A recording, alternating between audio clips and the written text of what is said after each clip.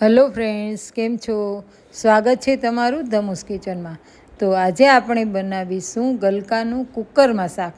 છૂટું તો બધા બનાવતા હોય, પણ આજે આપણે કુકરમાં કેવી રીતે બનાવશું એ હું તમને બતાવીશ. તો પહેલાં તો આપણે આ ગલકા લીધા છે ને, એને આપણે આછી છાલ ઉતારી લેશું.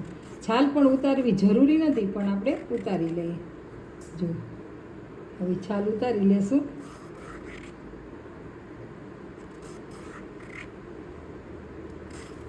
તો આપણે આ ગલકાની છે ને આછી છાલું ઉતારી લેશું. આવી રીતે આપણે બધા જ ગલકાની છાલ ઉતારી લેશું. જો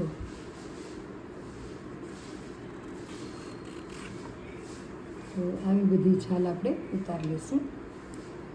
હવે જો આપણે આ બધા જ ગલકાની છાલું ઉતારી લીધી છે, એકદમ આછી. અને હવે આ ગલકાને આપણે કટકા કરશું. તમે નાના પણ કરી શકો અને મોટા પણ. જો આવી રીતના આપણે એની લાંબી ચીરું કરી લેશું.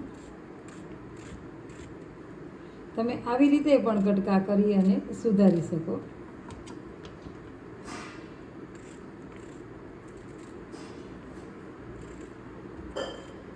આવી રીતે આપણે બધા જ ગલકાના પીસ કરી લઈએ. તો હવે છે ને આપણે જે આ ગલકા છે ને એની છાલ ઉતારી લીધી છે અને આપણે કુકરમાં શાક કરવું છે. આ ગલકાનું શાક તમે તપેલીમાં કરો ને, કડાઈમાં, તો ખૂબ જ સરસ થાય. પણ ઘણીવાર એવું થાય કે બધા પાસે એટલી ઘડી હલાવવાનો કે ચોળવવાનો ટાઈમ નથી હોતો, તો એને કુકરમાં પણ કરવું હોય છે. તો કુકરમાં તમે છે ને કેવી રીતે બનાવવું ને એ હું તમને આજે બતાવવાની છું. બાકી કડાઈમાં તો બધા કરતા હશો, અને ગલકાનું શાક એકવાર તમે કરશો ને તો બધા ખાતા નહીં ધરાવ. કેમ કે ગલકાનું શાક છે ને બધાને બહુ ભાવતું ના હોય, કેમ કે પાણીનો પચકો થઈ જાય એટલા માટે થઈ.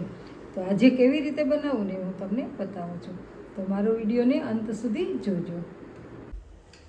તો જો આપણે તેલ ગરમ થવા મૂકી દીધું હતું, અને તેલ ગરમ થઈ ગયું તો આપણે એમાં જીરું નાખશું. રાઈ નહીં નાખીએ.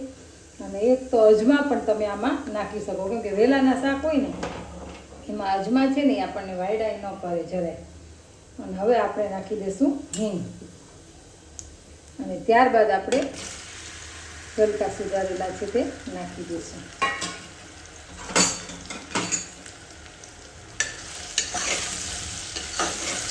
અને તેલમાં આપણે સાતળી લઈશું. એકદમ ગળી જાય. પણ કુકરમાં કરવાનું કારણ એ છે કે તમારે એને ઢાંકીને રાખવા, સાતળવા, થોડું પાણી નાખવું, ઉપર પાણી મૂકવું, એ પણ હું તમને બતાવીશ કે કડાઈમાં કેવી રીતે શાક કુકર વગર કરવું. જો આપણે તેલમાં એને સાતળી લીધા છે. હવે આપણે મસાલો કરીશું. તો તેમાં મેં અડધી ચમચી હળદર નાખી છે. અને તીખું ખાતા હોય ને એ પ્રમાણે મરચું પાવડર ઉમેરવું.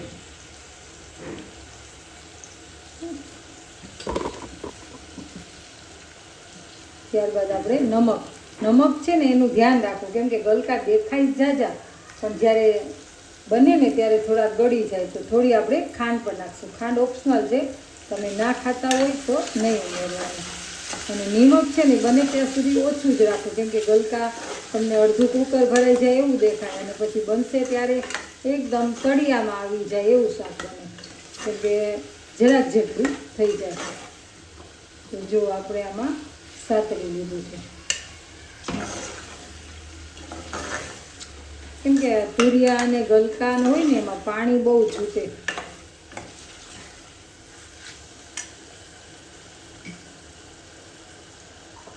હવે આપણે એને ખાલી જેમ ચમચો ધોવા માટે થઈને જેટલું પાણી કહીએ ને એટલું જ પાણી નાખવાનું.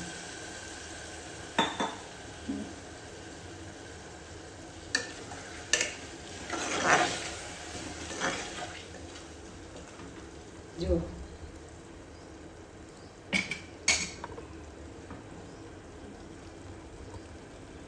આપણે સેજ 2 ચમચી જેટલું જ પાણી નાખ્યું છે. અને હવે આપણે આ કુકરને કરી દઈશું બંધ.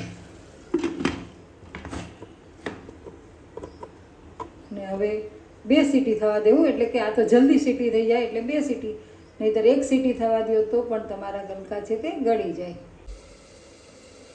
હવે આપણે ગલકાના શાકમાં સીટી વાગી ગઈ છે અને કુકર પણ ઠંડુ થઈ ગયું છે, તો આપણે ખોલીને જોઈ લઈએ.